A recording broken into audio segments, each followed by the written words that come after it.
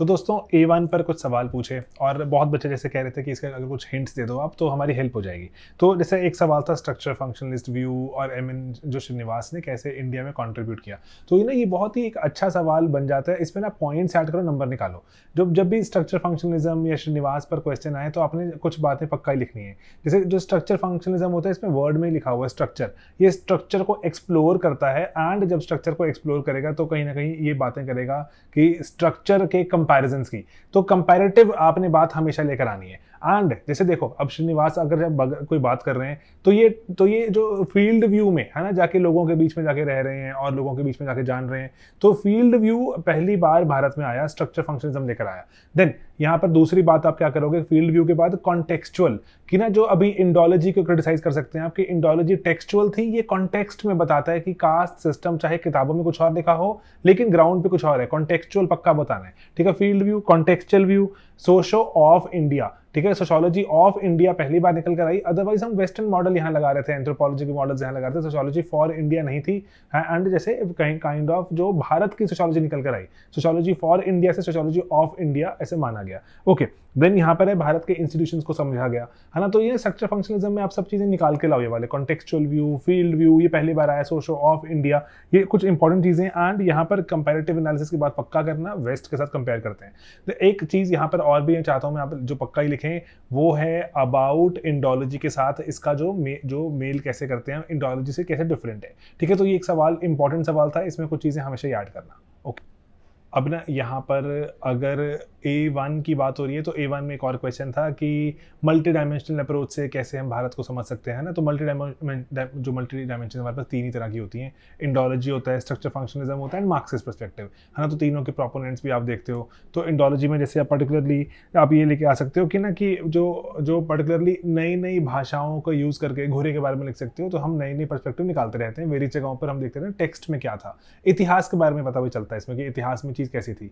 Contextual perspective से मतलब field view perspective से, जो स्ट्रक्चर फंक्शंस पर्सपेक्टिव से हम ये निकाल पाते हैं कि आज कैसे दिख रहा है और ये चीज़ें कहाँ से आई होंगी। लेकिन ये जो हम देखें मार्क्सिस्ट पर्सपेक्टिव आता है, वो मार्क्सिस्ट जो पास्ट में ले जाकर चीज़ों को आज के साथ जोड़ने की कोशिश करता है, ठीक है। तो ये तीनों का आप ना यूज़ करके बता सकते हैं कि हम भारत को ढंग से समझ सकते हैं और जो एक चीज़ नहीं निकाल पाता पर्सपेक्टिव दूसरे से निकाल लेते हैं। ट्रायंगुलेशन हो सकती है, बेटर रिलायबल मॉडल निकल कर आते हैं, भारत की अंडरस्टैंडिंग डाइवर्स हो जाती है ना। तो इसीलिए हॉलिस्टिक पर्सपेक्टिव की बात कर सकते हैं। मार्क्सिस्ट भी जैसे यही कहते हैं, जो इवन अपने देसाई साहब ये कह रहे थे कि India is a box of contradictions. तो ये बॉक्स ऑफ कॉन्ट्राडिक्शंस वाली बात को भी हम ठीक से समझ पाते हैं कि भारत में अगर अमीर हैं, गरीब हैं, विमेन के भी अलग अलग तरह के पर्सपेक्टिव हैं। तो इसीलिए मल्टीपल तरह के पर्सपेक्टिव्स को आप ठीक से देख पाते हो अगर मल्टी डायमेंशनल आप अगर अप्रोच रखते हो अपनी।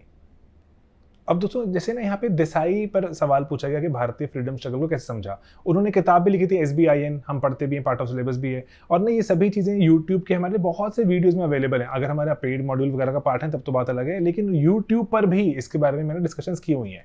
अब देसाई साहब ने जैसे तोड़ देते हैं हमारे फ्रीडम स्ट्रगल को 5 पार्ट्स में। मैं आपको बिल्कुल ब्रॉडर बता रहा हूँ, वीडियो देखना और अच्छे से समझ आएगा। जैसे पहला बताते हैं कि कुछ जो न्यू इंटेलिजेंसिया का जो राइज होता है, राजा राम मोहन राय वगैरह, वो पहला फेज है 1885 तक काइंड ऑफ वो काम करता है, जहां पे भारतीय कांग्रेस की फॉर्मेशन को माना जाता है। उसके बाद 1905 तक मानते हैं, जहां पे मॉडरेट्स हैं, इंटेलिजेंसिया का राइज के साथ साथ वो बोलते हैं कि इंडस्ट्रियलिस्ट भी भारत में राइज करते हैं।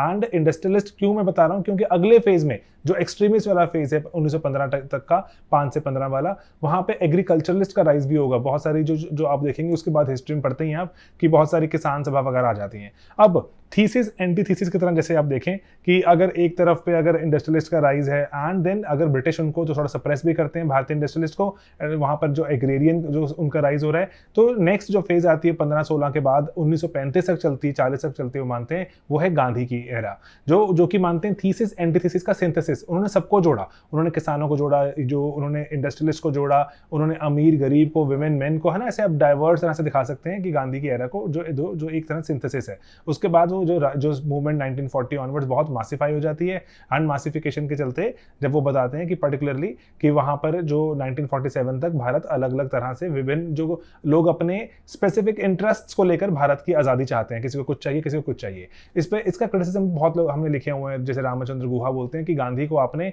एक साधारण पॉलिटिशियन के जैसे दिखाया, जबकि उससे बहुत ब्रॉडर है ना। ऐसे जो मल्टीपल क्रिटिसिज्म लिखे हुए, मैं चाहूंगा कि आप उसको पक्का देखना, ठीक है। तो ये एक इंपॉर्टेंट चीज़ है कि फेजेस में समझना SBIN को। अगर ये मान लो आपने नहीं भी पढ़ा होता तो आप अपने जो कॉमन सेंस से भी निकाल सकते हैं बहुत सारी चीज़ें, कि रोल ऑफ वुमेन है ना, रोल ऑफ जो वेरियस पेजेंट्स, और रोल ऑफ अगर इंडस्ट्रियलिस्ट जो वर्कर्स हैं, और जैसे रोल ऑफ सबऑल्टन स्टडीज, जैसे रामचंद्र जो हमारे पास अगर रानाजीत गुहा की स्टडीज हम देखते हैं, रानाजीत गुहा हैज रिसेंटली पास्ड अवे, तो उनके बारे में भी पक्का पढ़ लेना। ये भी मैंने यूट्यूब पर डाला हुआ है, लेकिन प्लीज सर्च भी कर लेना इसको एक बार। तो आई वुड रियली अप्रिशिएट कि अगर आप इसको मार्क्सिस्ट पर्सपेक्टिव में थोड़ा सा अगर ज्यादा पढ़ के जाएंगे इस साल, शायद सवाल दिख सकता है।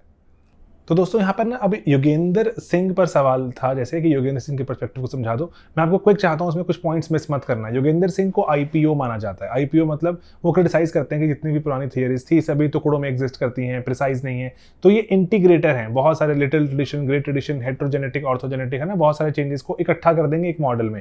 वो जो तस्वीर बनी है वो पक्का आपको याद होनी चाहिए, कल्चरल चेंज और हमारे सोशल चेंजेस क्या क्या आ रहे हैं, ठीक है, पक्का। IPO इंटीग्रेट कर देंगे, प्रिसाइज अप्रोच लेकर आते हैं, एंड ऑब्जेक्टिव है ये, ठीक है, कि ऑब्जेक्टिव ड्रिवन है, किसी जो सब्जेक्टिविटीज का शिकार नहीं है, कि जो पर्सपेक्टिव ब्राह्मणिकल या एलीट नजर नहीं आता, ठीक है। तो इसीलिए IPO के बारे आप यहाँ पे जरूर करें, और इनके थ्रू आप भारत के थोड़े से चेंजेस को समझाएं कि भारत की ब्यूरोक्रेसी कैसे बदली, है ना। जब वो बताते हैं कल्चर का बदलाव हो रहा है, इस्लामाइजेशन जो हेट्रोजेनेटिक है, जो बाहर से आए, एंड देन जो secondary Islamization, westernization, secondary westernization, ये लिटिल एंड ग्रेट की बात करते हैं।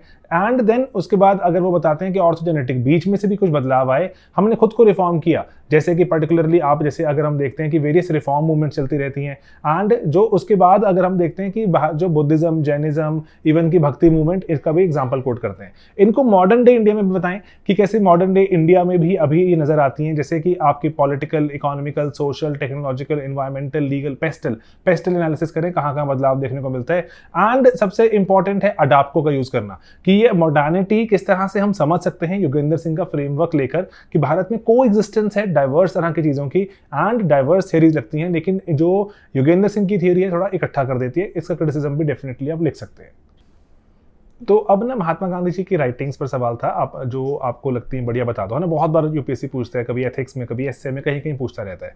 तो ना कुछ ब्रॉडर आइडियाज है, हमेशा दिमाग में रखना, जो महात्मा गांधी जी के आप कोट कर सकते हैं। डेमोक्रेसी से शुरू कर सकते हो, हम अपने चैप्टर 7 में नोट्स में भी पढ़ते हैं महात्मा गांधी जी का आइडिया ऑफ डेमोक्रेसी, कि सिर्फ जो सामने वाला कह सकता है वही इनफ नहीं है, सामने वाले की रिस्पेक्ट, स्पिरिचुअल रिस्पेक्ट, ये बहुत जरूरी चीज है, ठीक है। तो इसको जो आप जो एग्जैक्ट लाइन है उसको देख सकते हैं, नोट कीजिएगा, चैप्टर 7 के नोट्स में अवेलेबल है, यूट्यूब पर अवेलेबल है ना, अगर आप पेड मॉड्यूल का पार्ट नहीं है तो भी। ओके, रिलीजन पर, ठीक है, रिलीजन जो वो कह रहे हैं कि मोरालिटी रिलीजन से डिराइव की जाती है। एजुकेशन पर, एजुकेशन, नई तालीम, वर्धा का जो एजुकेशन सिस्टम था बेस्ड भी था उस पर। देन मॉडर्निटी के हमने जैसे एक चैप्टर, हमने जो किताब भी रीड की थी उसमें मॉडर्निटी एंड इंडस्ट्रियलिज्म दोनों के ही वो खिलाफ है, क्योंकि वो जो भी सिस्टम है ये मास बेस्ड वाला, उनको लगता है कि अगर अंग्रेज छोटी सी आबादी थी, ये वाली जो छोटी सी आबादी पूरी दुनिया को गुलाम बना लेगी, अगर भारत जैसी कंट्री अगर ये जो कैपिटलिज्म या इंडस्ट्रियलिज्म की राह पे चल पड़ी तो दुनिया में कुछ बचेगा ही नहीं। एंड देन उसके बाद वो बात करते हैं एनवायरनमेंट की। एनवायरनमेंट पे आपको लगेगा सर क्या लिखूं मैं, टॉलस्टॉय फार्म का एग्जांपल लीजिए, फिनिक्स फार्म्स में जैसे वो जाते थे तो वहां पर उसका एग्जांपल लीजिए, नेचर के करीब रह के चाहते हो करना। सेल्फ रूल, स्वदेशी, चरखा, एंड सबसे इंपॉर्टेंट विमेन के बाद कास्ट भी लिख सकते हैं। कास्ट पर भी उनकी अपील इज ऑफ लव, ठीक है, उनकी अपील इज ऑफ लव, जबकि जो अंबेडकर जी की अपील इज ऑफ लॉ। तो इस पर आप ना क्रिटिसाइज भी कर सकते हैं कि वो कह रहे हैं लॉ में लिखवाइए, कह रहे हैं लव की बात होगी, जब तक इंटरडाइनिंग, इंटरकास्ट, जब आपकी शादियां नहीं होंगी तो शायद जब तक आपकी कास्ट नहीं जाएगी, महात्मा गांधी जैसे ऐसा बोलते हैं।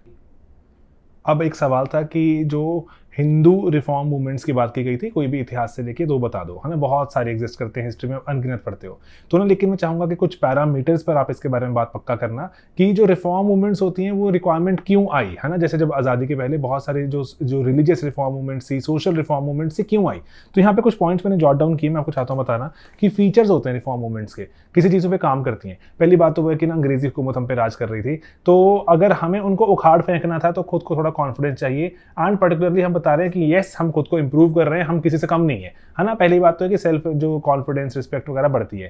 एंड कॉम्पीट करना है, अगर आपको लग रहा है कि एक और कल्चरल सिस्टम यहाँ पे आया हुआ, उससे कॉम्पीट करना है, तो वो कॉम्पिटिशन आप जो कैसे आएगा, जब खुद को चेंज करेंगे, रिफॉर्म करेंगे, वरना कॉम्पीट नहीं कर पाएंगे जो ग्लोबल ऑर्डर, जो भी ऑर्डर चल रहा है उसके साथ। ओके, देन डेवलपमेंट करनी है ना, मैं आपको पॉइंट्स बोल रहा हूँ, मेरिट के बेसिस पे अगर आपको चलना है, न्यू बिगिनिंग्स करनी है, इक्वालिटी के आइडियाज वहां पर अगर रूट करते जा रहे हैं एंड डॉगमाज एग्जिस्ट करते हैं बहुत सारे पुराने, उनको हटाना है, तो ये सब चीजों के लिए आप जो रिफॉर्म मूवमेंट चाहिए होंगे इनको नोट करके रखना। लेकिन यहाँ पे ना कुछ क्रिटिसिज्म भी है कि रिफॉर्म मूवमेंट्स बहुत ज्यादा कामयाब नहीं हुई क्योंकि अर्बन ओनली थी, इंग्लिश जो पर्टिकुलर उसमें भी बहुत सारे जो रिफॉर्म मूवमेंट्स थी इंग्लिश ओनली थी कि इंग्लिश स्पीकिंग जनता के तक ही पहुंच पाई। आज भी देखते हैं वैसा ही होता है एंड उसके बियॉन्ड वेस्टर्न बायस नजर आता है कि हम क्यों माने इक्वालिटी, कि क्या अब मेल फीमेल बराबर हो जाएंगे, तो इसलिए वेस्टर्न बायस भी नजर आता है इसमें और रिएक्शन बहुत ही स्ट्रांग था। आज भी जैसे आप देखते हैं टेम्पल एंट्री मूवमेंट वगैरह देखते हैं, रिएक्शन बहुत स्ट्रांग नजर आता है, तो अकॉर्डिंगली तब भी था। ठीक है, इन चीजों को दिमाग में रखना आंसर बनाते हुए।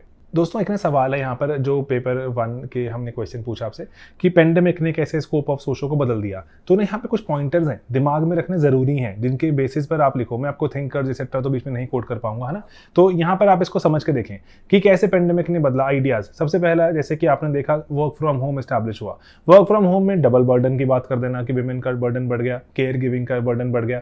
उसके बाद गिग इकोनॉमी का राइज, रैपिड गिग इकोनॉमी का राइज, डिजिटल इकोनॉमी का राइज कि घर बैठे पढ़ रहे हो, बायजूस एक्सेट्रा, कितना कुछ आपने देखा, है ना। एंड देन उसके बाद समाज इकट्ठा रहेगा, डरखाई वगैरह बोलते हैं तो ही समाज बचा रहेगा, नहीं सर, सोशल डिस्टेंसिंग होगी तो समाज बचा रहेगा, है ना। उल्टा हो गया कि समाज में जब दूरी होगी तो समाज सर्वाइव करेगा। एंड देन जो ग्रेट रेजिग्नेशन नामक चीज देखी हमने कि ग्रेट रेजिग्नेशन एक चीज आई एंड लोगों ने सोचा कि नहीं अब मुझे वर्क लाइफ बैलेंस चाहिए, मैं कम्यूट नहीं करना चाहता। इंस्टीट्यूशनल एपैथी के केस नजर आते हैं जहां पर इंस्टीट्यूशंस एंड जो democratic institutions at the same time बहुत दूर हैं किससे, अपनी जनता से, सिटीजनरी से। एंड मेंटल हेल्थ बहुत ज्यादा फोकस में आ गई क्योंकि बहुत ज्यादा इशू बढ़ गए। उसके बाद सोशल डिस्पैरिटीज में आप फर्क देखते हैं कि जो मरने वालों की संख्या में गरीब लोग ज्यादा थे, गरीब कंट्रीज के लोग ज्यादा थे। एंड देन आप ये भी देखते हैं पर्टिकुलरली कि लग्जरी आइटम्स पर और रिलीजियस स्पेंडिंग बहुत ज्यादा बढ़ गई क्योंकि अनसर्टेनिटी बढ़ गई थी। तो इन चीजों को पक्का कोट कीजिएगा, ये सब जगह अब अर्बन इलाकों में सोशो नजर आती है। एंड एक और चीज जो है रिवर्स माइग्रेशन तो पढ़ते हैं हम, लेकिन रिवर्स माइग्रेशन एक अलग फिनोमेना हमें देखने को मिला मास स्केल पर।